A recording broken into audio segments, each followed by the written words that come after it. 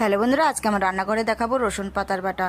পুরো ভিডিও দেখার জন্য আপনাদের কাছে বিশেষ অনুরোধ রইল। দেখো, রসুন পাতাটা সুন্দর করে বেছে নিয়ে ধুয়ে কুচি কুচি করে কেটে নিয়েছি। তারপরে দেখো, কড়াইয়ের মধ্যে আমি দিয়ে দিচ্ছি সর্ষের তেল। সর্ষের তেলটা একটু গরম হয়ে আসলে আমি নেড়ে চেড়ে দিব। দিয়ে দিচ্ছি তেলের মধ্যে কালো জিরে, তারপরে দিয়ে দিচ্ছি কাঁচা লঙ্কা কয়েকটা, আর তারপরে দিয়ে দিব টমেটো কুচানো। এটাকে একটু হালকা একটু ভেজে নিচ্ছি। ভেজে নেওয়ার পর দিয়ে দিব অল্প একটু জল, নিচে যেন না লেগে যায়। আর নিচে না লেগে গেলে কিন্তু খেতে কিন্তু একদমই ভালো লাগবে না।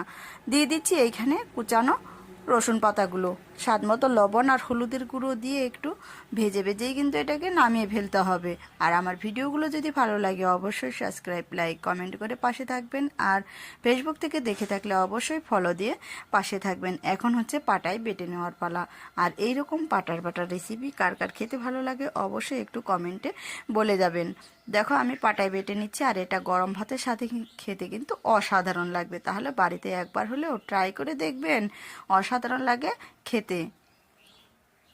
এই দেখো, আমি পাটায় বেটে নিচ্ছি। এখন এটাকে নামিয়ে নিব একটা বাটির মধ্যে। সম্পূর্ণ ভিডিও দেখে আপনারাও বাড়িতে একবার হলেও ট্রাই করে দেখবেন, অসাধারণ রেসিপি।